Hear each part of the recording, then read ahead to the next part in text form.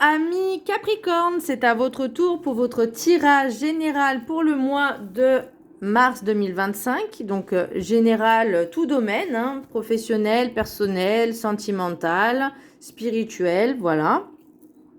Donc c'est pour les Capricornes, ascendant lunaire signe Vénus en Capricorne. Et vous pourrez également consulter vos signes ascendant lunaire signe Vénus pour entrecroiser les informations et ne prendre que ce qui résonne. Alors, pour vous, amis Capricorne, qu'est-ce que je ressens?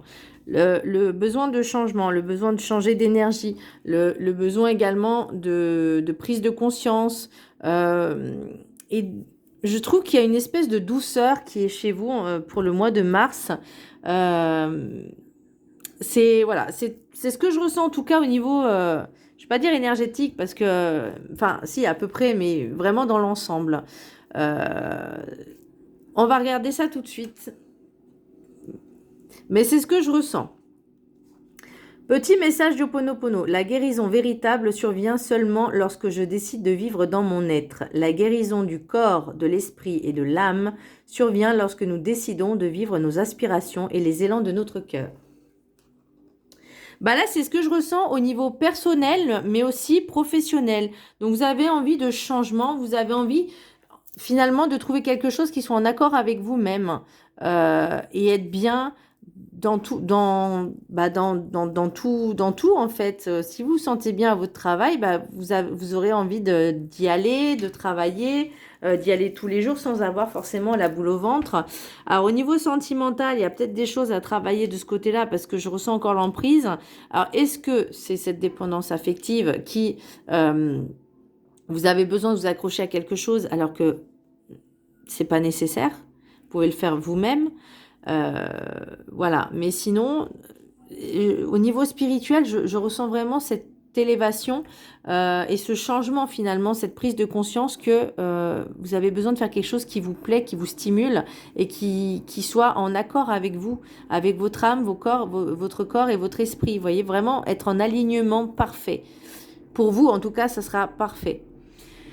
Alors, ce qui, on va dire, est un peu, entre guillemets, problématique, c'est la roue de fortune à l'envers. Parce que finalement, on est sur place, on ne bouge pas. Il n'y a pas d'avancement, vous voyez.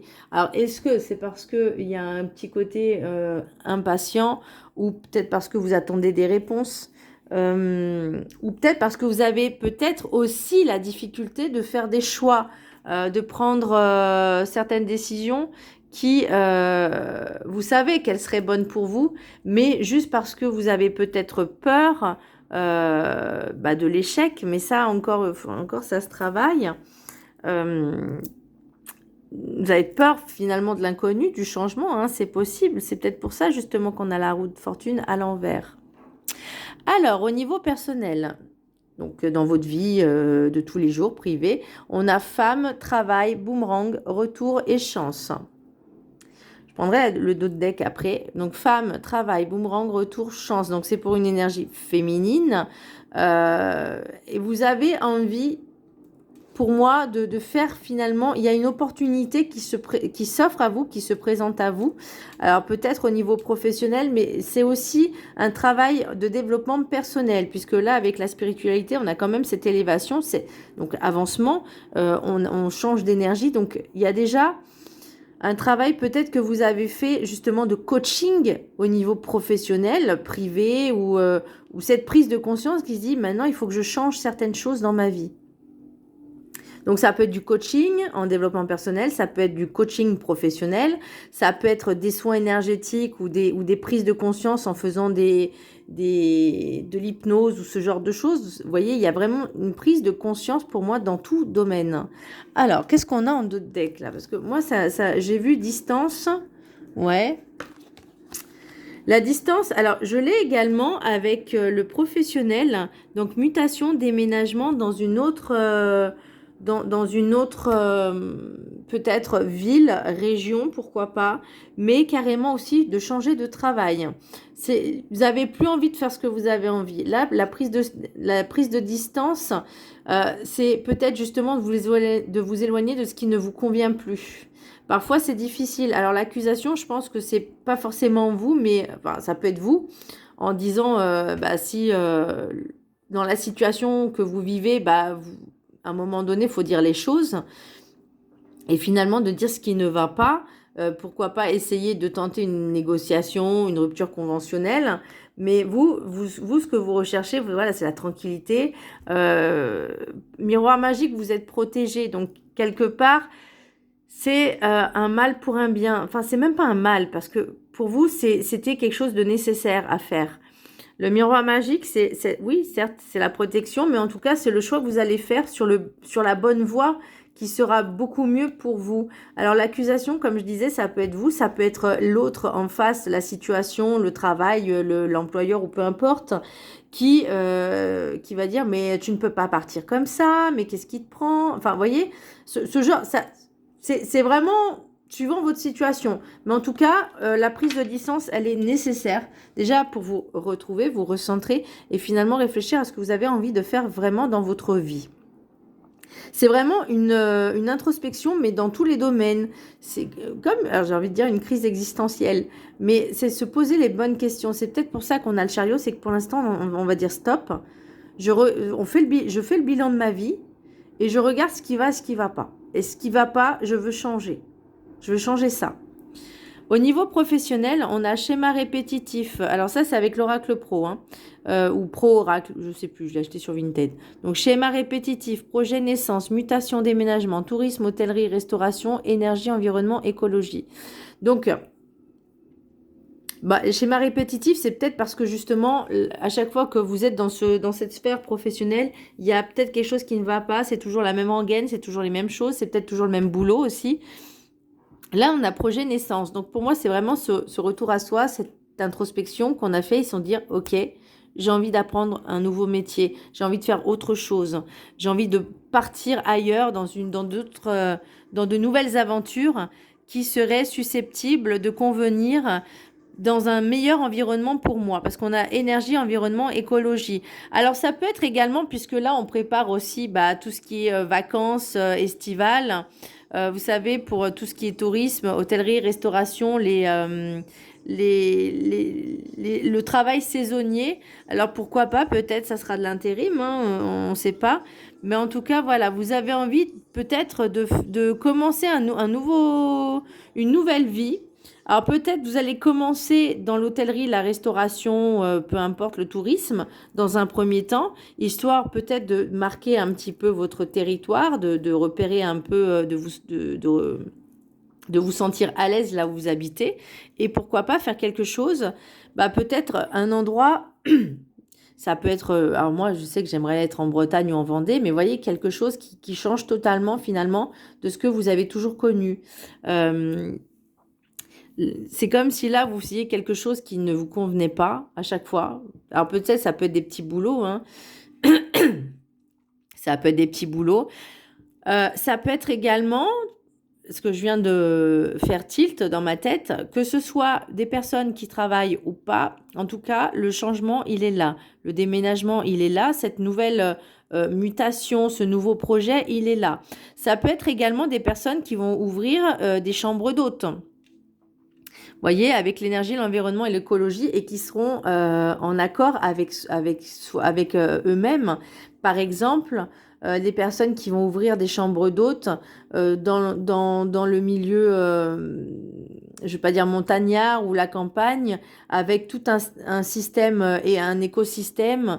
Ça peut être le potager, enfin se subvenir à soi-même, comme on appelle ça, être 100% autonome ou semi-autonome, vous voyez, des astuces, et pourquoi pas faire des formations et vous-même justement faire ces chambres d'hôtes avec justement les formations pour apprendre à faire ci, à faire ça, à faire les choses soi-même.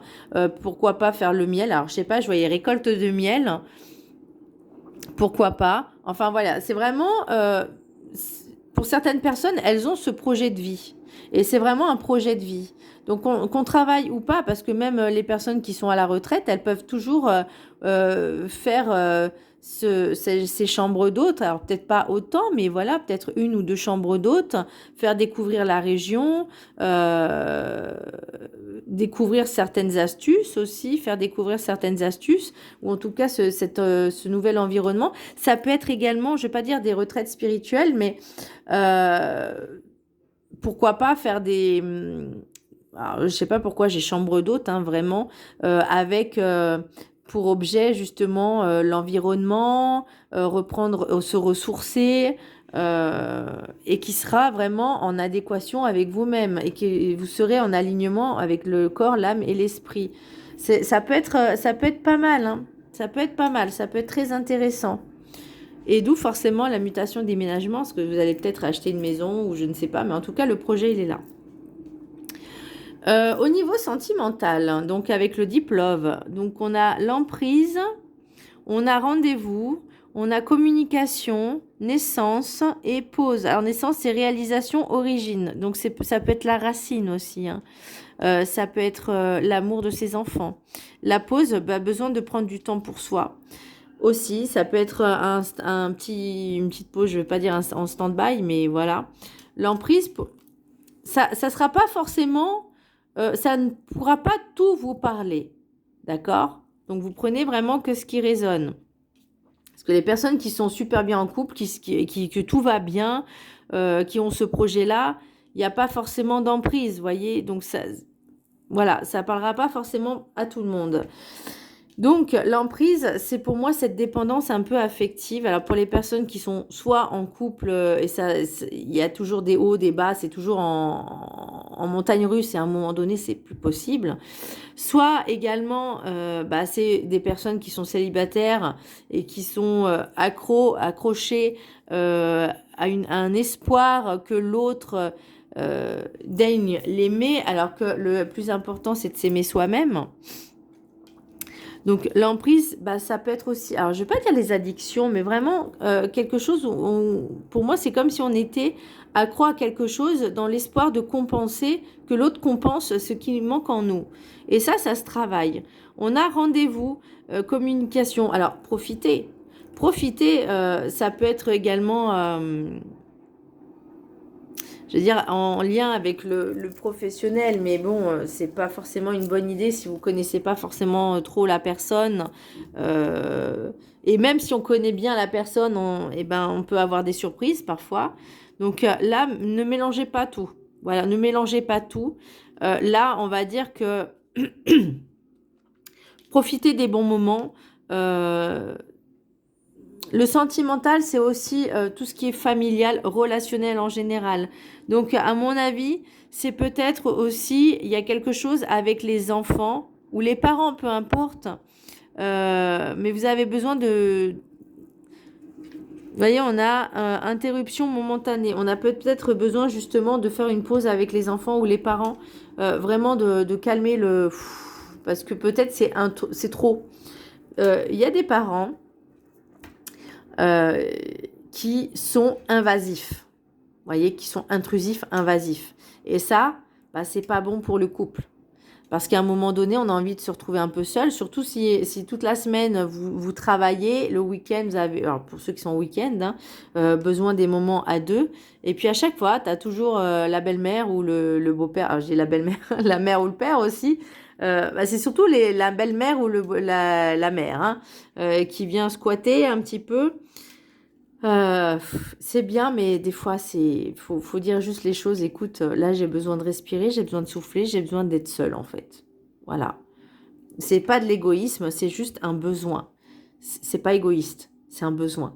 De respirer, de prendre du temps pour soi, d'être au calme, de rien faire.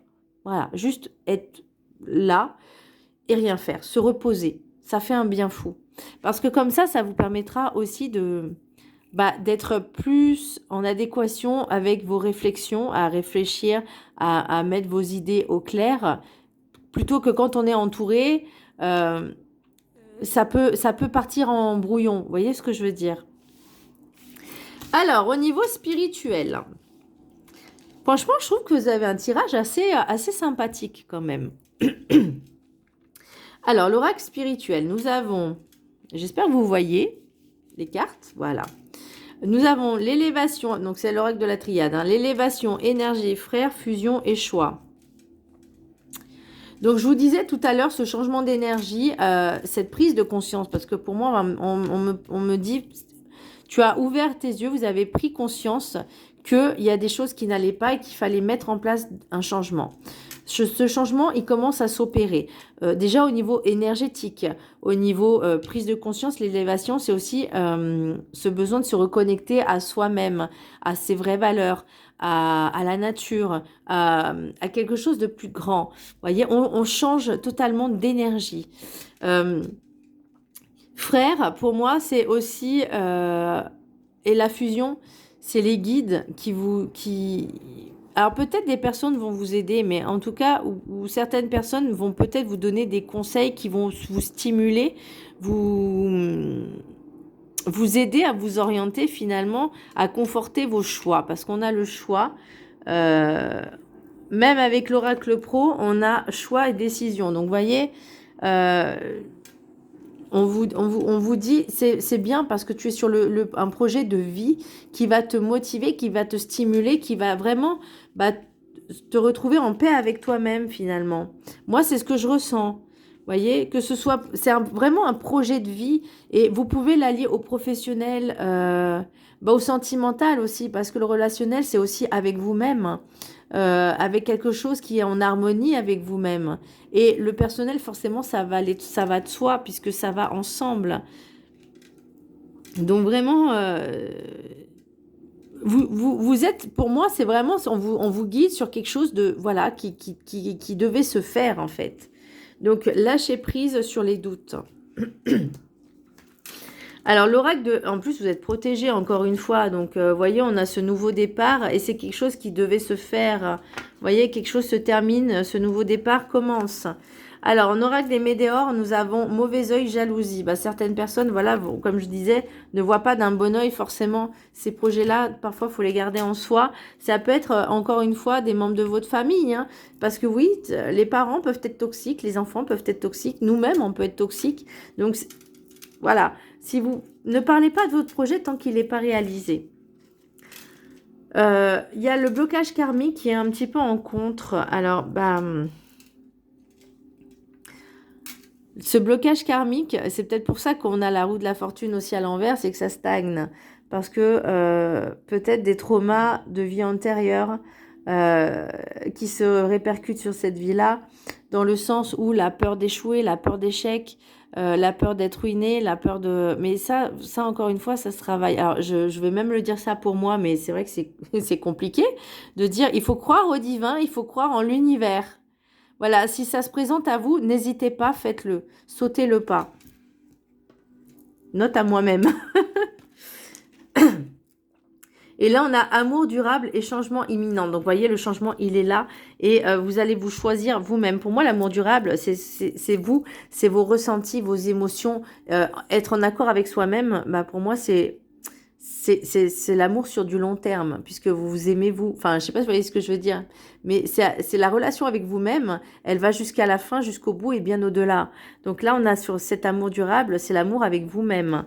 Donc, et on a ce changement. Pour moi, vous allez vraiment vous écouter. Ah, alors, nous avons avec l'oracle de la gratitude, bienveillance. Donnez-vous de la douceur, donnez-vous de l'amour. Pour moi, la bienveillance, c'est aussi vos projets qui vont être vraiment en accord avec vous-même. Ça peut être aussi ces personnes qui ne sont pas d'accord avec vous, qui vous jalousent, hein, c'est possible aussi, qui sont de mauvaise foi, qui sont pas forcément dans la bienveillance. Vous allez vous dire, faut pas le prendre pour vous-même, mais vous allez vous dire que ces personnes-là, finalement, c'est elles les plus malheureuses et les plus tristes, parce qu'elles sont obligées de cracher leur venin, leur mal-être, dans l'espoir que vous soyez au même niveau qu'elles, alors que vous n'avez pas envie.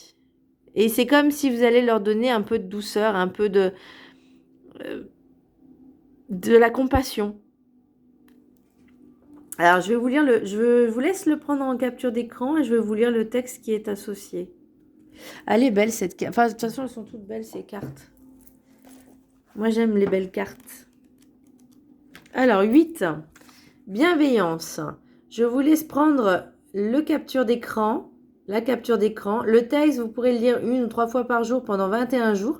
Et l'affirmation, comme un mantra, vous pouvez la réciter 3 fois par jour pendant 21 jours. Ok. L'affirmation mantra. Je compatis à la détresse des autres avec un cœur bienveillant. Alors, attention. On avait quoi? L'emprise. Attention. Ne pas mélanger la bienveillance, c'est-à-dire être altruiste, être compatissant. On peut avoir de l'empathie, mais il faut se préserver également. Être attentionné, amical et ouvert vous aidera à être plus compatissant. La pratique de la bienveillance est la base pour élever vos pensées vers la positivité et l'espoir. Faire preuve de bonté à travers ses actes, ses paroles et son comportement général réduit les hormones de stress que produit le cerveau. Prenez quelques minutes chaque jour pour imaginer une situation dans laquelle une personne qui vous est chère a besoin de votre aide. Imaginez ses inquiétudes, ses soucis ou son stress. Incluez autant de détails préoccupants que possible. À travers cet exercice, vous apprendrez peu à peu à apprécier les défis auxquels sont confrontés vos proches. En même temps, vous ressentirez plus d'empathie pour ceux que vous connaissez moins bien. Cet exercice vous aidera également à développer votre compassion envers vous-même. Après avoir imaginé comment vous pourriez prendre soin d'un ami ou d'un être cher, décidez de prendre soin de vous-même avec la même intention, la même attention. Vous méritez de vous traiter avec bienveillance, exactement. Pensez à des gestes attentionnés que vous pourriez offrir aux autres chaque jour, comme leur faire un compliment ou leur dire un mot gentil. Après un certain temps, vous aurez pris l'habitude d'agir avec empathie. Exercez-vous également à reconnaître les gestes bienveillants que l'on fait envers vous en exprimant votre gratitude. Dire merci n'a peut-être l'air de rien, mais montrer une reconnaissance sincère prouve que la marque d'attention n'est pas passée inaperçue. Montrer votre reconnaissance contribue à améliorer votre bien-être et celui de vos relations. Donc, vous voyez, là, on va vraiment parler relationnel, mais être dans l'empathie, dans la compassion, c'est ce que je vous disais, peut-être ces personnes qui sont dans le mal-être, faut pas que ça vous atteigne, mais vous comprenez finalement que elles sont dans leur propre mal-être. Vous voyez ce que je veux dire? Et de leur dire des mots réconfortants. Avec l'oracle du guide du mieux vivre, et puis je terminerai avec le message de l'univers pour vous, amis Capricorne. Alors, message guide du mieux vivre. Respirez, sortez de votre zone de confort. Bah oui, c'est pour ça que là, on a la roue de la fortune à l'envers. On doit sortir de la zone de confort. Changez ce que vous ne voulez plus. C'est ce que je disais tout à l'heure. J'ai pas lu la carte, ça me fait rire. Personne ne vous poussera en dehors de votre zone de confort inconfortable sans de vraies bousculades dans votre vie. Anticipez sur ce qui n'a peut-être plus lieu d'être présent dans votre quotidien. Allégez-vous de l'inutile qui vous pèse. Vous respirerez mieux la joie de vivre et la satisfaction d'être enfin en paix. Ah! Respirez! Moi, c'est comme si je voyais que vous partiez à la montagne, vraiment, et que vous alliez faire, je sais pas, des chalets, des chambres d'hôtes, voilà. Et pour terminer, message de l'univers pour vous, amis Capricorne. Reprends ta façon de faire les choses. À trop te poser de questions, tu te perdrais dans les réponses. Suivez votre instinct. Voilà mes chers amis Capricorne, j'espère que ce tirage vous aura plu. N'hésitez pas à vous abonner, à partager, à liker. Je vous fais un gros bisou et je vous dis à très bientôt. Bisous.